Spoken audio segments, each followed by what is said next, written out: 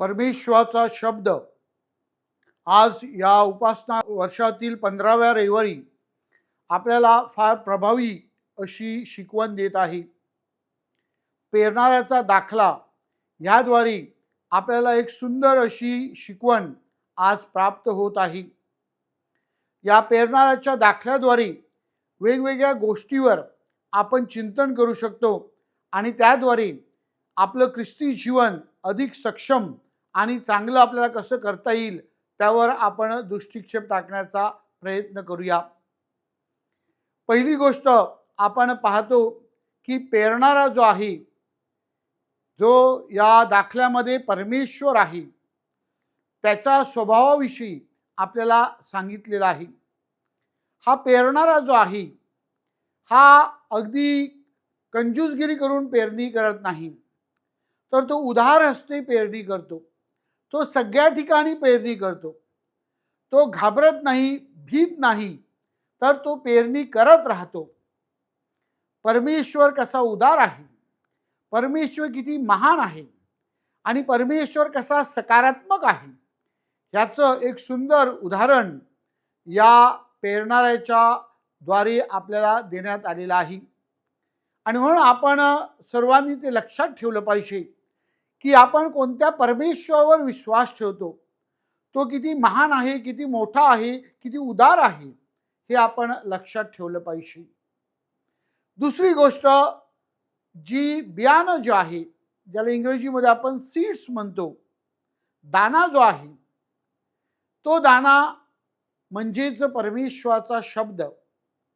ह्याविषयी यशाया संदेष्टा आजच्या पहिल्या वाचनामध्ये आपल्याला बोध करत आहे. आणि यशाया संदेष्टा आपल्याला सांगत आहे की परमेश्वराचा शब्द कसा प्रभावशाली आहे, परमेश्वराचा शब्द कसा परिणामकारक आहे. ज्या हेतूसाठी तो पेरला जातो, तो हेतू पूर्ण करून परमेश्वराचा शब्द हा जणू काही यशस्वी होतो. आणि म्हणूनच परमेश्वराच्या शब्दामध्ये, देवाच्या शब्दामध्ये किती सामर्थ्य आहे ह्याविषयी आपल्याला बोध करण्यात आलेला आहे, आपल्याला सांगितलेलं आहे. आणि तिसरी गोष्ट म्हणजेच बी कुठे पडते. बी पहिलं खडकाळावर पडते, त्यानंतर ते रस्त्यावर पडते, त्यानंतर ते काटेरी झुडपामध्ये पडते आणि त्यानंतर ते चांगल्या जमिनीमध्ये पडते. म्हणजेच वेगवेगळ्या प्रकारचे 4 जमिनी आपल्याला दाखवलेल्या आहेत. आणि ही जमीन जी आहेत ही तुम्ही आणि मी आपलं प्रतीक आहे. आपण कोणत्या जमिनीमध्ये मोडतो, कोणत्या प्रकारची जमीन आहे ह्यावर आपण चिंतन केलं पाहिजे. कधी कधी आपण एका जमिनीच्या प्रकारामधून दुसऱ्या जमिनीच्या प्रकारामध्ये आपला प्रवास करीत असतो, परंतु आपला खरा प्रवास कुठे पाहिजे, म्हणजेच आपण चांगल्या जमिनीसारखे कसे होऊ शकतो किंवा चांगली जमीन हे कसं एक आदर्श आहे याविषयी आपल्याला बोध केलेला आहे. आपण कधी कधी परिस्थितीला किंवा निसर्गाला किंवा नशिबाला दोष देत असतो. आपली जी संगत आहे त्याला आपण दोष देत असतो आणि आपण पळवाट शोधण्याचा प्रयत्न करतो. मात्र आज आपण लक्षात ठेवलं पाहिजे की परमेश्वर आपल्याला सांगत आहे की परमेश्वराने आपल्याला चांगलं जमीन होण्यासाठी पाचारण केलं आहे. आणि त्याविषयी बोध करताना आजच्या दुसऱ्या वाचनामध्ये संत पौल रोमकरास लिहिलेल्या पत्रामध्ये आपल्याला सांगत आहे की संपूर्ण सृष्टी जणू काही त्याचं नूतनीकरण करत आहे. संपूर्ण सृष्टी ही एक प्रवासामध्ये आहे आणि आपण सर्वांनी त्यामध्ये सहभाग घेतला पाहिजे. या नूतनीकरणाच्या प्रक्रियेमध्ये जेव्हा आपण सहभागी होतो तेव्हा निश्चितच आपली जमीन अधिक चांगली, अगदी उपयोगकारक कशी होईल याकडे आपल्याला लक्ष देता येईल. आणि मग आपण 30%, 60%, पुढे 100% असं पीक देऊ शकतो.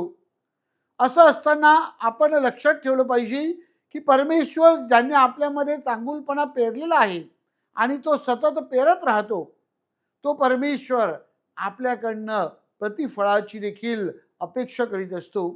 म्हणजेच आपली ही जी जमीन आहे ही देणारी असली पाहिजे, केवळ घेणारी असता कामा नये. आणि आपण द्यायला शिकले पाहिजेत. जेव्हा आपण द्यायला शिकतो तेव्हा आपल्यामधील ही जी जमीन आहे ती अधिक सुपीक होण्यासाठी मदत होत असते. त्याकडे आपण लक्ष केंद्रित केलं पाहिजे.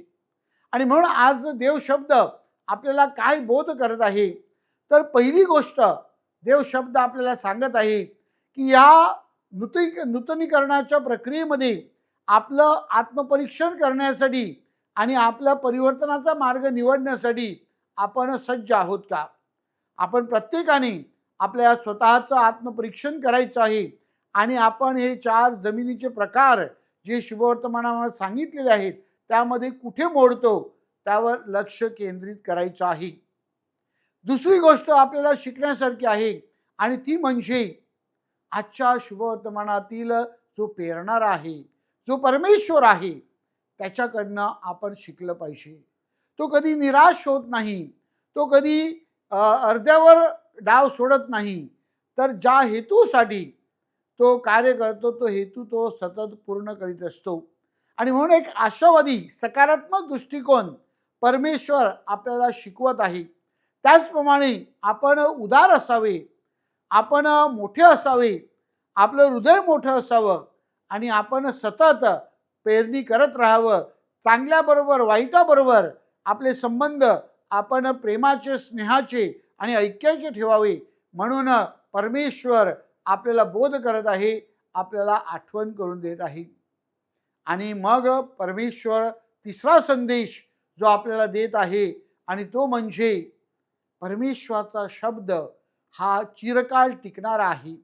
परमेश्वराचा शब्द हा प्रभावशाली आहे. आणि म्हणून बियाणं म्हणजेच परमेश्वराचा शब्द जो आपल्याला पुरातनपासून मिळालेला आहे, जो आपण परमेश्वराची एक देणगी म्हणून आपल्याला प्राप्त झालेला आहे, त्याचा आपण आपल्या जीवनामध्ये उपयोग करतो का? परमेश्वराच्या शब्दावर आपण चिंतन करतो का? परमेश्वराच्या शब्दानुसार आपण आपल्या जीवनाची जडणघडण करतो का? परमेश्वराच्या शब्दाला आपण आपल्या जीवनामध्ये प्राधान्य द्यावं. परमेश्वराच्या शब्दावर आपण प्रार्थना करावी, चिंतन करावं, मनन करावं आणि त्यानुसार परमेश्वराच्या शब्दानुसार आपण आचरण करावं, आपल्या जीवनाची जडणघडण करावी. म्हणून आज परमेश्वराचा शब्द आपल्याला बोलावत आहे. या 15व्या रविवारी परमेश्वराच्या शब्दावर, परमेश्वराच्या स्वभावावर आणि आपल्या जीवनावर चिंतन करीत असताना परमेश्वराचा शब्द आपल्याला आपला स्वभाव परमेश्वराच्या स्वभावानुसार करण्यासाठी उपयुक्त ठरावं म्हणून आपण प्रयत्न करूया.